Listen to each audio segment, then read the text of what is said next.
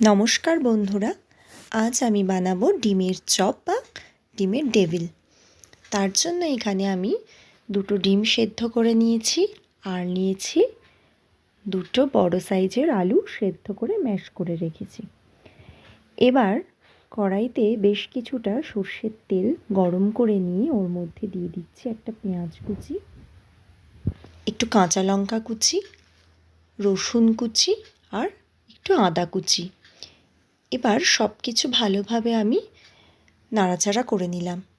এখন এর মধ্যে অ্যাড করব আলুর আন্দাজে স্বাদ মতো লবণ, একটু হলুদ গুঁড়ো আর একটু লঙ্কা গুঁড়ো।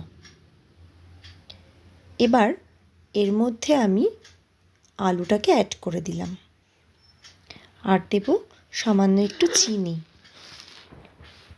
এবার সব কিছু খুব ভালোভাবে মিশিয়ে নেব। তো আমার আলুর পুর কিন্তু মেশাতে মেশাতে রেডি হয়ে গেছে। এবার দিয়ে দেবো একটু ধনেপাতা কুচি আর একটা ভাজা মশলা।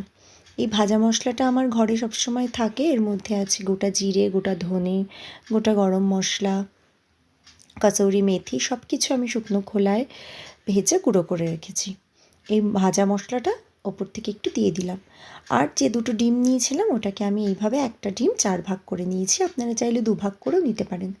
এবার নিয়েছি বেশ খানিকটা বেসন, তার মধ্যে দিয়ে দিলাম স্বাদ মতো লবণ, একটু হলুদ গুঁড়ো আর একটুখানি খাবার সোডা। খাবার সোডাটা আমি অল্প দিয়েছি, 1 চিমটে মুচমুচে হওয়ার জন্য। এবার অল্প অল্প জল দিয়ে একটা খুব স্মুথ ব্যাটার আমি তৈরি করব। এটাকে যত ভালোভাবে হাত দিয়ে ফেটানো যাবে তত ভালো হবে। তো দেখুন কতটা স্মুথ হয়েছে। আর ব্যাটারটা আমি কিন্তু পাতলা করিনি, একটু ঘন ব্যাটারটা করেছি যাতে ডিমের গায়ে কোটিংটা ভালো হয়।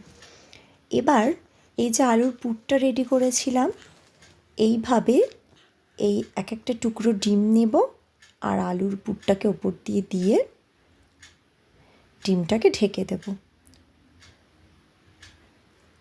এইভাবে করে আমি সবকটা ডিম রেডি করে নেব।